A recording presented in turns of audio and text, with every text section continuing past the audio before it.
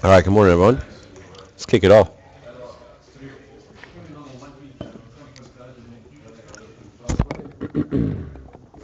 All right. Last night's session in the States, we finished on the highs. We just kind of just grinded our way higher the whole day. Actually kind of felt like markets of old again.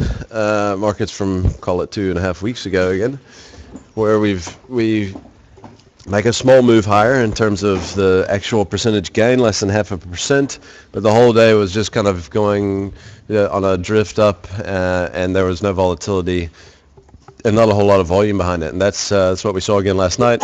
Hopefully that's not a return to that sort of action, but we'll have to see what goes on. We had a few things overnight. I mean, the one thing that we did have yesterday was initial jobless claims. The first print in probably 6 or 7 that was, anything significantly weaker than expectations. The 4-week moving average still looks really good there, though. We also had some comments from Vladimir Putin saying that he wishes to avoid conflict with Ukraine at all costs. So maybe calming down markets a little bit there, but other than that, there wasn't a whole lot that really happened yesterday to move markets. When you look in Asia, you can see here Shanghai really had a pretty solid session, nice session, reasonable session out of the Hang Seng as well, and the rest of the markets are a little bit more benign. Basically, we saw the some of the banks maybe get a little bit of a relief rally on the back of some positive regulatory news out of China. That really drove things probably there in the Hang Seng, and then other than that, they're just following on the back of the States. In Sydney, we did see BHP, which is unbundling some of the assets, which got a nice boost up about close to 2.5% there, but not a whole lot else. What I think is one of the biggest stories in the market at the moment is the really poor data that we've been seeing that's been coming out of most places outside of the U.S. at the moment, especially out of Europe. You can see here, and this is the result of this, you're seeing yields that are starting to just absolutely crater again. We're looking at the German 10-year. We dropped 1% on the German 10-year for the first time ever yesterday.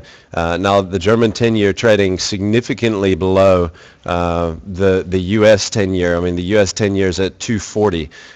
So, I mean, we're talking about, you're opening a monster spread there. I think that's it's gonna probably continually put pressure on the euro, and it's probably going to be going to strengthen the dollar, with the U.S. economy obviously looking like the better market at the moment. But I think what makes it, if we can talk about the bigger picture out of all of this, is that we're entering back into that realm of possible talk of QE. I mean, this morning was the first morning in probably 5 months that I've read an article about the start of another QE program. I think that's and that puts us right back into the same sort of cycle that we've been in before. So, this changes a lot of things. I think for one, it changes maybe the outlook on the rand. You've already seen the rand start to price that in a little bit. The rand's really rallied hard from being about 1082 probably 3 weeks ago, or even 2 weeks ago, to 1054 this morning. Under these quantitative easing programs, the emerging market currencies have done significantly better because of developed market yields starting to move lower. Obviously, easy money is potentially flowing into it. I don't, more than anything, it's probably a sentiment-driven thing. But bottom line, it's probably been going to be a positive for the emerging market currency. So we have to watch how that's going to impact the rand. It also obviously have an impact on our yields, which will, more than anything, will take our yields lower. We've seen our yields that have drifted back down in South Africa here closer to 8% after being up closer to 8.5%, and that's important. I mean, that's a real positive for some of the interest rate sensitive stocks. So I think this is something that's a really, really important story. We're gonna have to monitor this very closely. Guys talking about stimulus again. I just actually can't believe it. I was hoping we were going to come out of this cycle, because I don't think it's been great for equity markets in terms of it's taken all the volatility out of equity markets. But we'll have to see how this pans out going forward. We will be all over it as it happens. All right, no significant corporate action out today. We've got divvies on BTI, Sibanye, and Mondi on Monday, all going ex-div. In terms of market data today, we've got the UK GDP, which comes out at 10:30, and then everything else is in the States. We've got Empire Manufacturing, PPI final demand, net long-term TIC flows, total net TIC flows, industrial production capacity utilization, and the University of Michigan consumer confidence numbers. All right, let's get into the maps. One thing that I didn't put on the maps and I wanted to have a look at this morning for you guys that trade things outside of the equity and index sphere, so I'm going to actually start with this, is light sweet crude. And I showed this chart maybe 2 weeks ago, the 10-year chart on light sweet crude. This is a 10-year weekly, okay? But this is very telling. We've been in an incredible consolidation for a long period of time here. And we're dropping, either way you look at it, we're dropping levels here. So we've been in this little tight consolidation here. You can see we've dropped 200-day weekly average. We've dropped trend support from that point of view. We would have dropped trend support even a while ago on this from this perspective. And you can see either way you look, any way you look at it, we're having a major breakdown here. And this is really important because it's coming on the back of a hell of a lot of what should be oil bullish news that's out in the market. We've obviously had the tensions in Ukraine and Russia, which is a big producing region. The Middle East is a total disaster right now with Israel and Gaza. I mean, Iraq is now freaking in the middle of everything again. And then you've got Libya, which is just, I mean, their production's basically at the lowest levels and ages, and it continues to get worse there. And all of that's happening, and this is what's happening to the oil price. You got a hell of a lot of hedgies that are long oil. They're probably going to get blown up in this trade. Anyway, this thing's looking really vulnerable to me. I think it's got a hell of a lot of downside, potentially a monster target lower. And we could see, and what's a big part of this has been is that U.S. has started to produce a hell of a lot more, and U.S. demand's not growing because of alternatives, and the cars are getting more efficient, all that kind of stuff. So I'm not going to go into detail on all that kind of thing. Try to sell you on the position, but bottom line is there's a lot of bullish factors out there. And the commodity's going the other way. So you really got to take note of that. Your antenna's got to pop up and realize that there's a story here and that this thing can really unwind on some guys. So just keep that in mind. All right, get back into the equity space here. We'll start out with couple of the retailers. We'll look at Mr. Price. Is nice. Mr. Price, you can see here, definitely dropped. It's a bad line. Hold on. There we go. Definitely dropping support to, actually think it was just under the 200 level, about 198 maybe. Well, 199, sorry. There was some sort of support there, and you can see there we've definitely dropped it. We came back up, kind of tested it, failed it on the close, and now yesterday, as of yesterday's session, we made a new closing low for, call it the past month almost in Mr. Price. I really see this thing, pulling back and at least testing the 180 level at some point here. Looking back on the comparison and the charts about 2 years ago in ShopRite, we talked about, if you guys were watching a few weeks ago, we talked about the similarities to the moves. Once this thing dropped 200, it really had a couple sharp down days to take us down to this 180 level very quickly. So we'll see if that plays out. I don't think that the market's necessarily there for that to pan out at the moment, because we've got yields actually that have been dropping, and the market's going to open up a little bit solid this morning, but we'll see how it plays out. Bottom line is we've dropped some support. I think we, at the very least, we've got about 6 or 7 rand of downside from the breakdown, should take us down closer to about 192, 183 in the near term. I'd like to see this can come back down and test 180. All right, let's look at Steinhoff.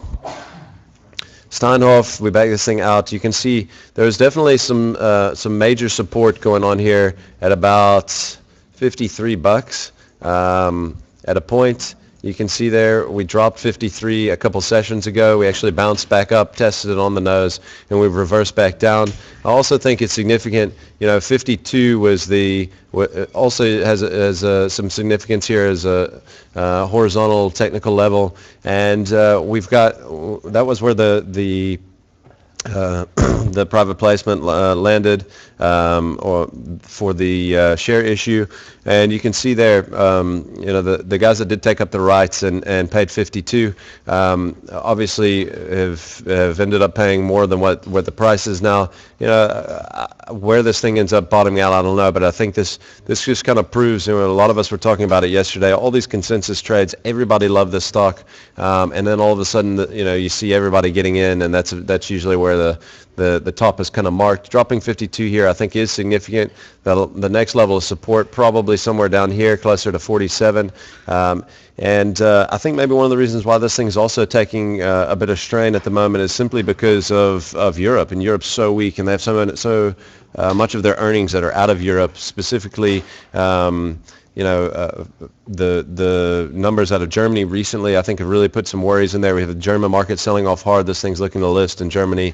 Not that big of a portion necessarily coming out of Germany, but bottom line is, I think that's probably part of the worries there in Steinhoff. All right, if you look at CFR,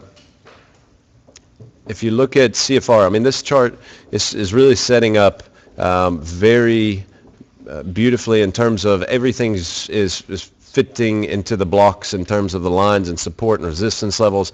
And you can see here we've really, I'm going to zoom it in a little bit more. So you see that we're on the trend line, we dropped trend support, and we're consolidating right under support. I mean, that's absolutely classic. You can see there that we kind of been in this little range, and we've bounced just above the 100 level a few times. Yesterday we closed a little bit above 100.5 in Switzerland, 175 here. I think this thing can, if it can push a little bit lower, it can drop 100. I think this thing can really get heavy. And we talked about earlier, the outlook and the potential for maybe some rand strength with what the market's starting to look at here in terms of stimulus globally. So this could actually have the rand playing out in your favor potentially if what I'm saying is actually right. So just watch this one closely. I think this thing drops $100. We could end up accelerating here to the downside in CFR. All right, Kumba. We showed this one yesterday. I just wanted to show it again today because we've just narrowly dropped support here, but I think it's worth keeping an eye on. As you can see there, yesterday we drew it from the wicks like that. You can see there that we definitely closed significantly below the support line, down below 340 as well. So I'd like to see how this thing plays out. If it starts to push a little bit south of 340, then I think it's probably worth jumping on and playing on the short side because this thing is technically starting to look quite vulnerable. All right, we're going to look at Naspers real quick. Naspers, you can see here at about 1356. Remember where we broke out from. Even after those beautiful earnings out of Tencent, we managed to come down yesterday. We outperformed Tencent hugely to the downside yesterday, simply because the day before I think we outperformed it hugely to the upside. And like we said, I mean, this is going to be a big level to test. We'll probably see it trade around here over the next day or two.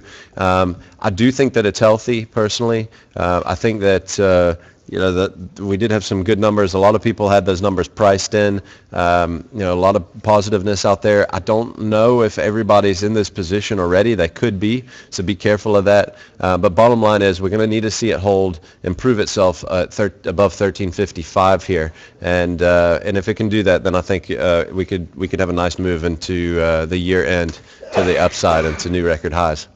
All right, and then the last one we're going to look at here is MTN, which above 235. We've the last 3 or 4 trading sessions, you can see there 1, 2, 3, 4, 3 trading sessions we spent consolidating at 235, and then yesterday we really pushed up nicely through 235, and we did it on a down day and on a day where the market was really under pressure. So I think that's significant. We've broken up here. The target is obviously significantly higher than this. We're probably, when I say it's significantly higher than this, it depends on which way you're looking at this. I mean, breaking out of this flag, we're already getting kind of close to the target, but I do think that, taking out the highs here and the consolidation that we spent between 220 and 235 could open up a target for as high as 250.